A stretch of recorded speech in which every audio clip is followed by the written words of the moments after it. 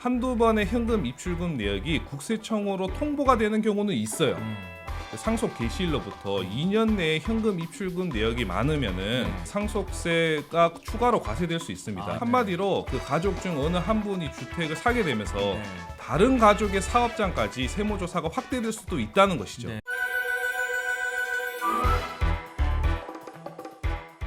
자, 지금은 사실 현금 거래가 거의 없어졌습니다. 스타벅스에서도 현금 안 받죠.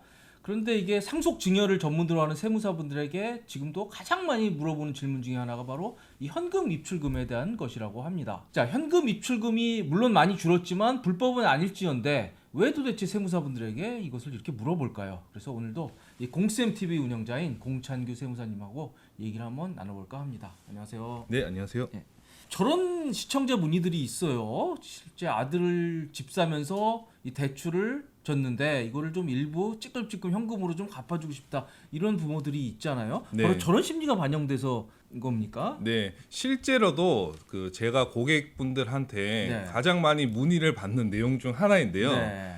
그 부동산 가격이 상승함에 따라서 이러한 문의를 많이 받게 되었습니다. 네. 부동산 가격은 몇 억씩 상승을 하였는데 네. 이 자녀에게 증여세 없이 증여를 할 수 있는 한도는 5천만 원밖에 되지 않잖아요. 네. 예, 그렇기 때문에 이 증여세를 회피하기 위해서 현금으로 주게 되면 증여세가 과세되지 않는지 이런 문의가 많습니다. 그렇군요. 자, 그런데 이게 현금 입출금에 대해서 정부가 좀 감시를 한다, 이런 얘기들도 있더라고요. 현금을 많이 찾거나 혹은 또 현금을 넣거나 이럴 경우에 뭐 자동으로 정부한테 통보가 간다는데 사실입니까?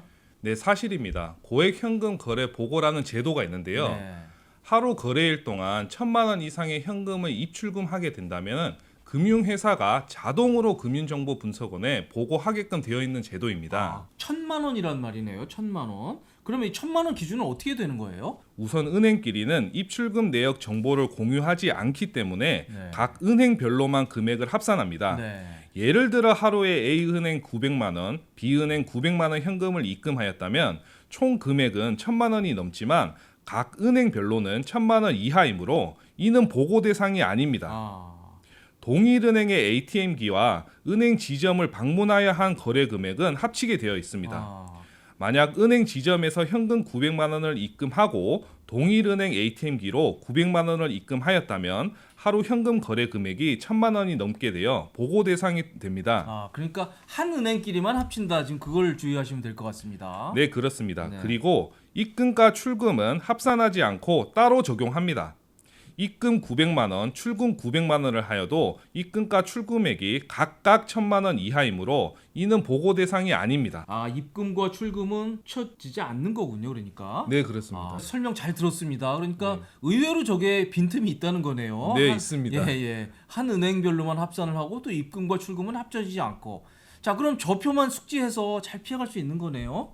네, 그런데 만약에 예를 들어서 네. 900만 원씩 매일 동안 100일을 입금하게 되면 9억 원이잖아요. 네. 그런데 이렇게 현금 거래를 하는 것을 보고를 하지 않게 되면 하루 거래 동안 1,000만 원 이상 현금 입출금을 모니터링하는 자체가 의미가 없습니다.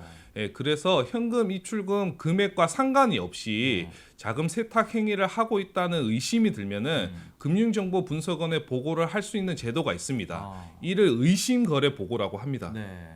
저거네요. STR이라고 하는 거네요. 네, 맞습니다.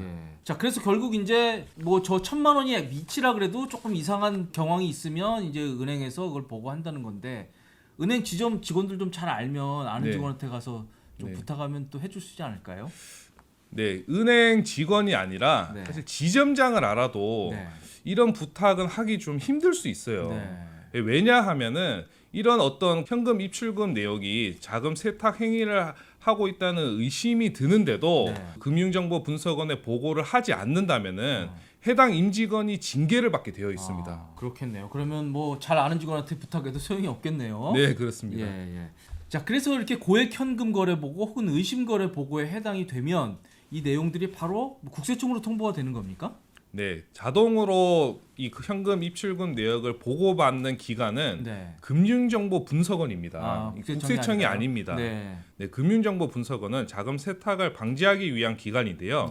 이 금융정보분석원에서 보고를 받은 이 현금 입출금 내역을 모두 국세청에게 통보를 하는 것은 아니고 네. 그 중에서 그 거래 횟수가 많거나 아니면 금액이 큰 건들만 선별을 해서 국세청에 통보하게끔 되어 있습니다. 아, 일부만 선별을 해서요. 네, 그렇습니다. 그럼 어쩌다 보면 뭐 1,000만 원 넘게 현금 입금할 때 있거든요. 네. 뭐 한두 번 그랬다 그러면 너무 걱정할 필요는 없는 거 아닌가요? 네, 누구나 살면서 뭐 네. 한 번쯤은 하루에 1,000만 원 이상 현금을 입금하거나 출금을 할 수 있죠. 네. 단순히 그 행위만으로는 국세청에서 세무조사를 나오진 않습니다. 아, 다만 한두 번의 현금 입출금 내역이 국세청으로 통보가 되는 경우는 있어요. 예, 그 경우는 어떤 경우냐면 반대로 국세청에서 먼저 금융정보분석원에 정보를 요구를 한 것입니다. 네. 가령 예를 들어서 어떤 사람이 탈세 의혹이 있어서 국세청이 조사를 하고 있는 과정인데 세금을 추징하기에는 뭔가 증빙이 조금 부족해요. 그래서 그런 증빙 자료를 확보를 하기 위해서 금융정보분석원에 이런 현금 입출금 내역을 네. 요청을 하는 것이죠. 아, 그렇군요. 그러면 그럴 경우에 금융정보분석원은 꼭 줍니까? 국세청이 요청을 하면? 네, 국세청이 요청을 하게 되면은 금융정보분석원이 현금 거래 내역을 제공을 하는군요. 제공을 하게끔 예. 되어 있습니다. 그럼 그럴 경우에 본인한테는 알려줘요? 그런 얘기 사실을? 네, 만약에 이 현금 입출금 내역이 국세청으로 통보가 되게 되면 네. 금융정보분석원으로부터 이렇게 통보되었다는 사실이 우편으로 이게 제공이 됩니다. 아, 그래요. 네. 야, 그 우편 받으면 굉장히 기분 나쁠 것 같네요. 네, 이 우편을 받았다면은 네. 국세청이 이 여러분을 그 탈세를 하고 있다고 의심을 하고 있다고 봐도 되기 때문에 예, 세무조사를 좀 대비를 하셔야 될 겁니다. 네.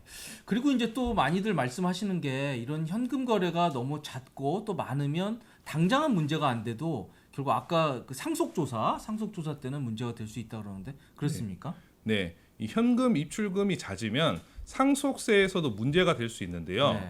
고인께서 돌아가시고 난 뒤에 그 상속 개시일로부터 2년 내에 현금 입출금 내역이 많으면은 네. 상속세가 추가로 과세될 수 있습니다. 아, 2년 내에요. 네, 네, 이것을 추정 상속 재산이라고 하는데요. 네. 고인이 이 현금을 출금한 내역이 사실은 상속인이 받은 것이 아닐지언정 네. 상속인이 받았다고 추정을 하는 것이죠. 아. 그래서 이러한 추정을 없애기 위해서는 상속인이 이 현금 입출금 내역이 우리가 받은 것이 아니라 다른 목적으로 사용이 되었다는 사실을 입증을 해야 이 상속세 과세를 피할 수 있습니다.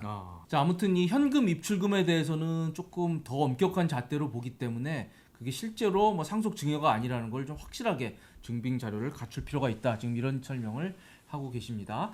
자, 그리고 이게 현금 거래에서 조금 또 문제가 되는 게 집을 살 때도 현금 거래가 문제가 되는 경우가 있다고 하네요. 어떤 경우입니까? 네, 주택을 취득할 때는 자금 조달 계획서를 제출을 해야 되는데요. 네. 이 자금 조달 계획서를 제출한다고 모든 것이 끝나는 것이 아닙니다. 네. 자금 조달 계획서 제출 후에 구청이나 한국부동산원으로부터 개별적으로 한 번 더 자금 출처를 소명하라고 연락을 받을 수도 있어요. 네. 예, 이렇게 연락을 받게 되면은 계약금 지급일 2주 전부터 잔금 지급일 2주 후까지 입출금 내역을 전부 출력해서 제출을 해야 합니다. 아. 만약 그 사이에 현금이 입금되거나 출금된 사실이 있다면 네. 가족에게 증여받은 것으로 의심을 가서 예, 국세청에 통보를 할 수 있다는 거죠. 지급일 2주 전, 잔금 지급일 2주 후면은 한 달 정도네요. 이렇게 플러스 마이너스 하면. 네, 그렇습니다. 한 달 정도 현금 입출금을 했다 그러면 조금 의심받을 여지가 있다 이런 얘기네요. 네, 맞습니다. 예.